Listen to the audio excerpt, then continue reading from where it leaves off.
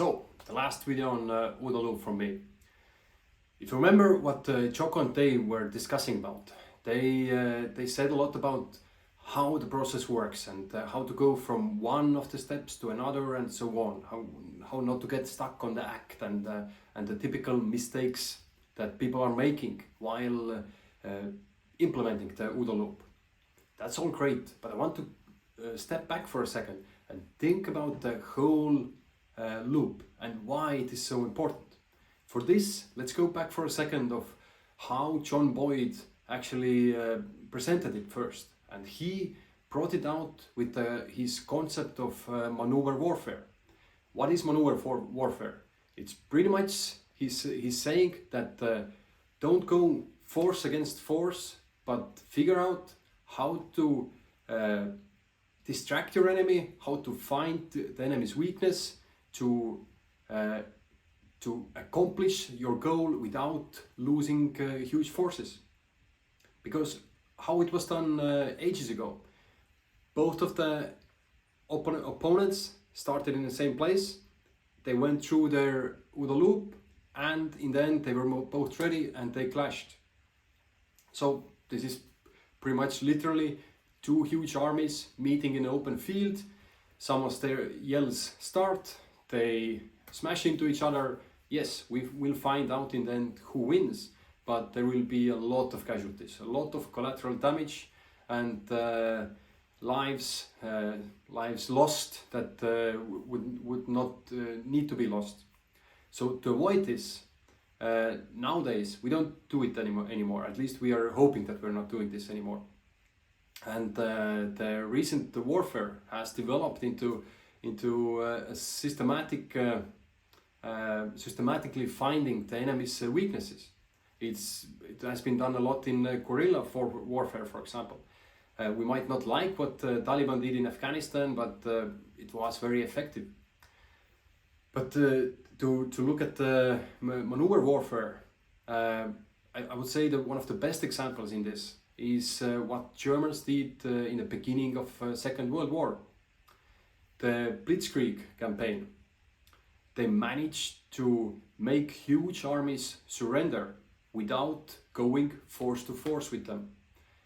How they did it? They pretty much bypassed the strongholds, they bypassed all the huge fortifications that were made by the Allied forces, and they hit their headquarters, they hit the logistical supplies. They pretty much surrendered or surrounded the Allied forces and made them surrender because they had no more logistical support, they had no more headquarters, they did not have the intent anymore. That is a great example of maneuver warfare.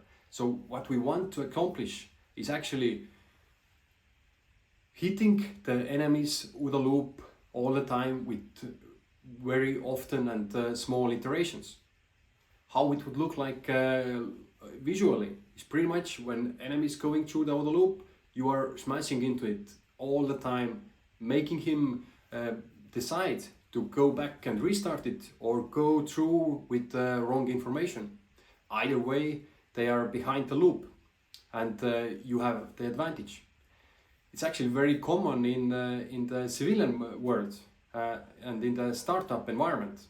It's for years already we have heard people saying fail fast, experiment, try new things quickly, go to the market as soon as possible to test your product. And this is exactly what OODA loop is talking about. As soon as you get experience, you can go and restart the loop and go again, and restart it and go again. As long as you are not on the market, as long as you are just planning, you're doing preparations, you're not getting any feedback. You're not getting the customer feedback, which is the most valuable. I've seen it many times that engineers get stuck in their awesome design and they're mad that no one buys it. And it's like, why you don't buy it? Yes, but have you actually thought what the customer needs? And this is exactly why OODA loop is so valuable for every company, no matter the field of expertise you're in. And it's also very easily usable. For example, in one-on-one sports. let's take chess or tennis or boxing or Brazilian jiu-jitsu. All of them have a huge mental aspect in there. Yeah, chess would be very obvious. I need to outsmarten my opponent. It's a zero-sum game. There's nothing coming on the table, and everyone knows the rules. But still, you need to figure out how to play within the rules so that you can win. All the martial arts, the MMA, jiu-jitsu, those sometimes the people who have never done them, they think that, oh, it's just people punching each other, especially boxing.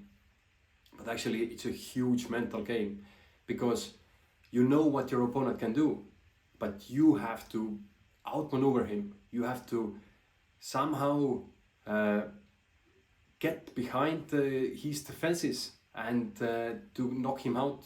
And it's very, very hard, especially if two professionals are going against each other. Same with the jiu-jitsu.